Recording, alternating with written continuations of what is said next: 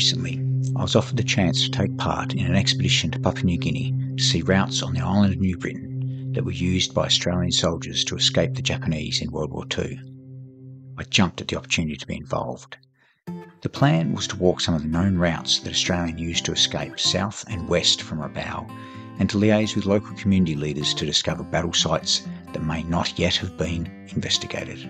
Some of the areas I got to visit are historically significant, and without further investigation and verification, I'm unable to divulge specific details of locations and discoveries. But what I can show you is some of the arduous jungle treks and amazing experiences that we had on this trip.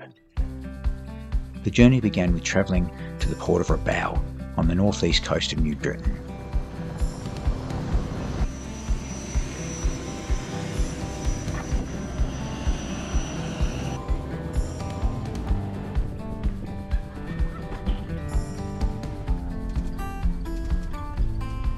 There we met with Greg, a historian and cultural expert, and some local guides. Shoes are off already.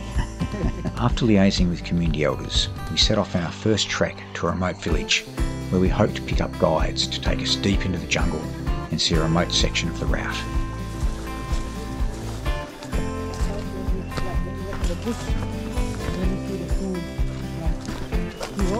Yeah.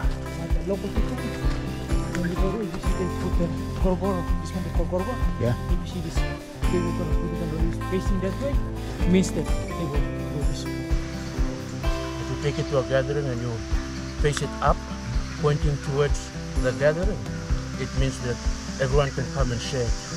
Come and take how many nuts you want and chew, freely.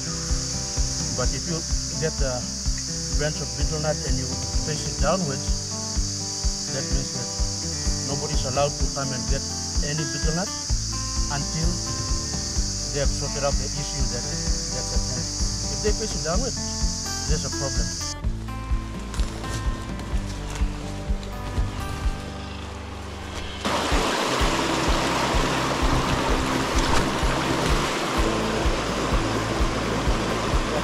The first day of the walk saw us walk a little more than 20 kilometres into the jungle before we finally arrived at the village. There were 2 more rivers and 2 more mountains. 2 more rivers, 2 more mountains. Okay. No, we need to go.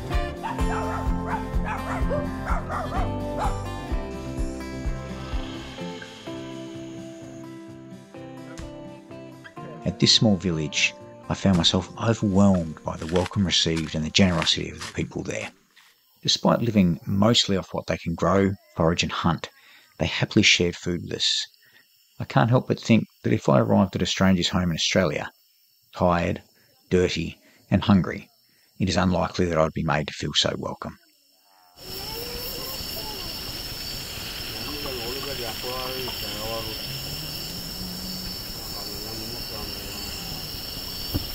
Early the next morning, after hiring some of the local men as guides, we set off deeper into the jungle. Part of the arrangement with the guides was that they would also provide us with food for the journey. When we asked them about the ration plan, they shrugged and pointed at their dogs with their spears. It seemed like the plan was to hunt for dinner. This is my kind of adventure.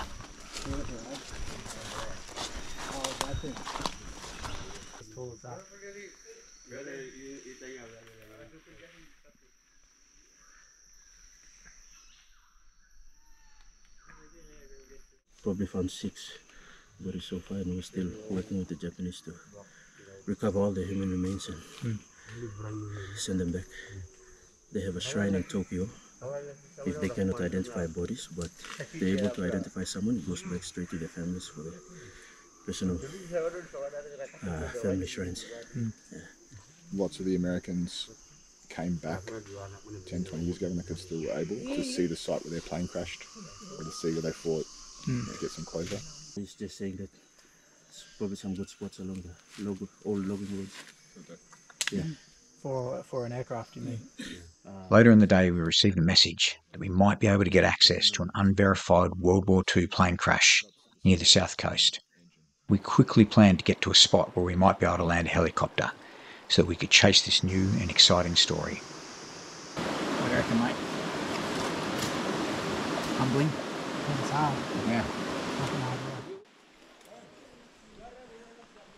Another 20 kilometres of gruelling jungle trekking later, we finally arrived in the area where we thought we could bring in a helicopter. Greg was exhausted and took a nap. As luck would have it, logging operations gave us several spots where we could bring in a chopper. I'm here with my mate. Ironically happens to be an ecologist. I'm in the land that time forgot, essentially. And it's taken me 2 days to walk here. Now that I'm here, I'm walking up a fucking logging road. Unbelievable. I don't know whether I'm impressed or appalled. Not even joking. 2 days walk through some of the most insane jungle ever. And here I am, standing in a logging queue. In one of the last wild places on earth. And just when we thought we might go hungry for the night, the dogs finally got on the scent of some game.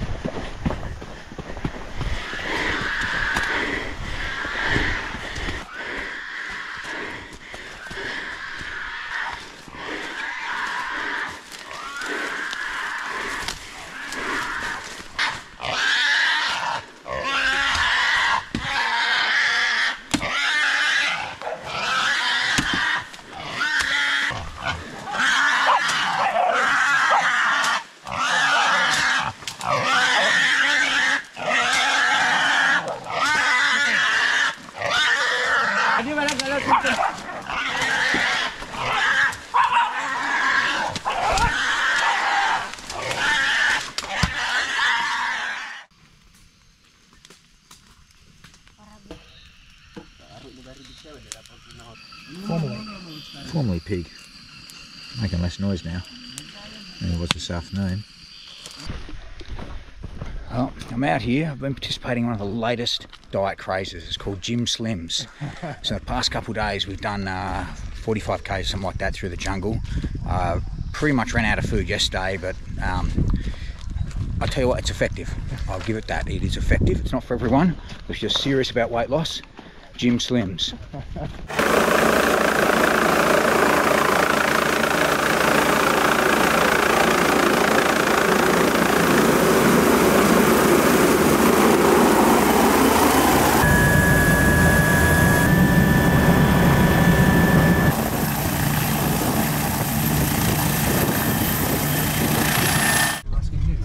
Just slid that. Slid that next swing to the block. Tomorrow. You want some? Get the washing day. Yeah, awesome.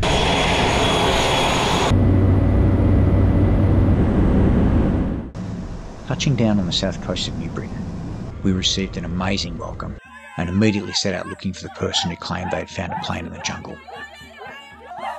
97% of the land in Papua New Guinea is customarily owned.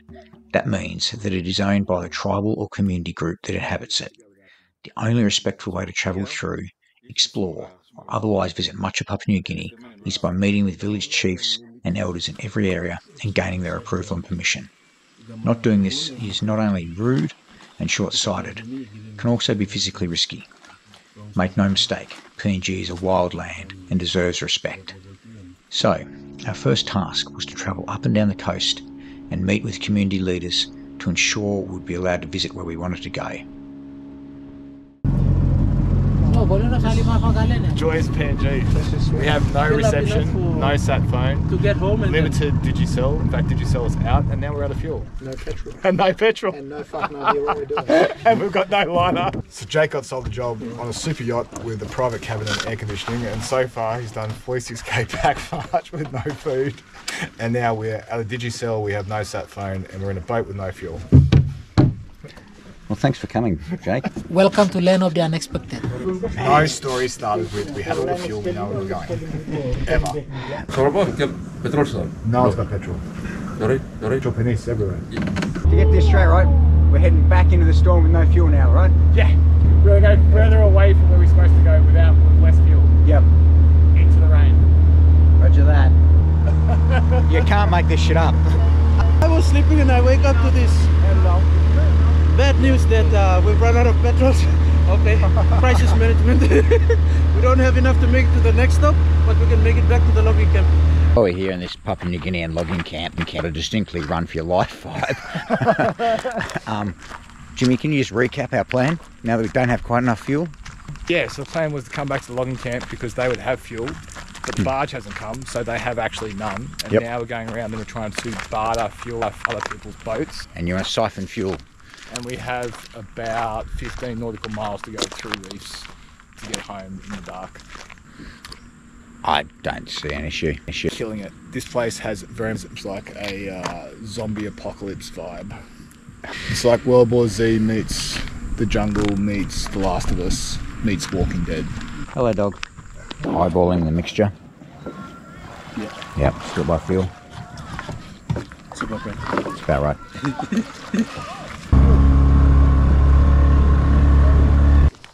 With permission and support from the local community, and having found our guides, we set off to find the plane crash we had heard about. To get there, we had to stop at a larger village to meet with some local big men, and then it was a boat ride up a crocodile-infested river and a 2-hour walk through the jungle to get to the crash site.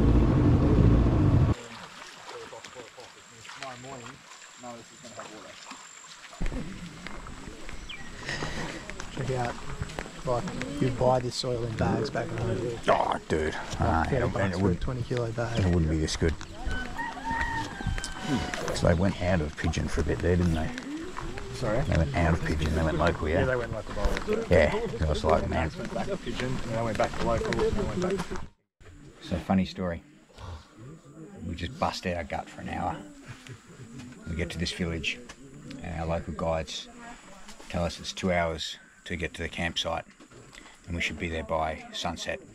It's midday. They don't wear watches. I don't know. I think we're busting our gut till sunset.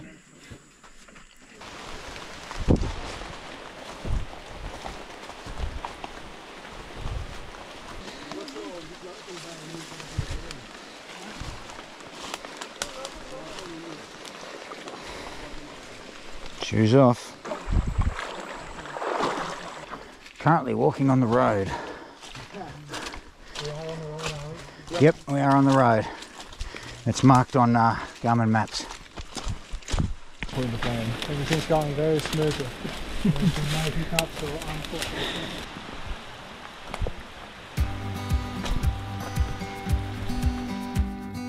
All of these places I've been, they don't feel like forever. Awesome. But each step I'm taking, it seems like I'm finding myself.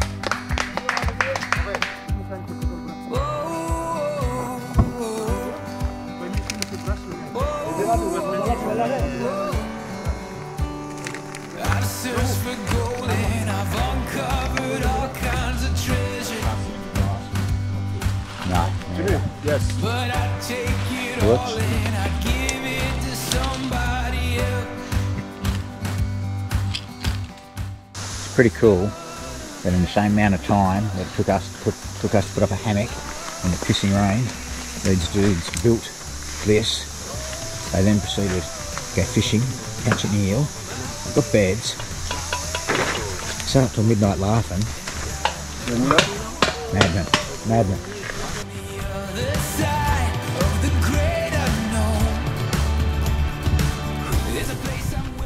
Air-conditioned cabin, fresh food, clean sheets, easy money. 2 weeks in and I haven't seen it yet. Maybe soon. Who knows? Dieting, weight loss. Jim Slims also has a detox. Again. Yeah, it's a pretty simple program. You walk, take a 2-hour walk, spend 10 hours doing it in the rain uphill in the jungle. Don't have dinner. Here's Jim Slims. Also, don't have breakfast and have one mouthful of biltong for lunch. Yep. And then talk about what you're going to eat when you get out.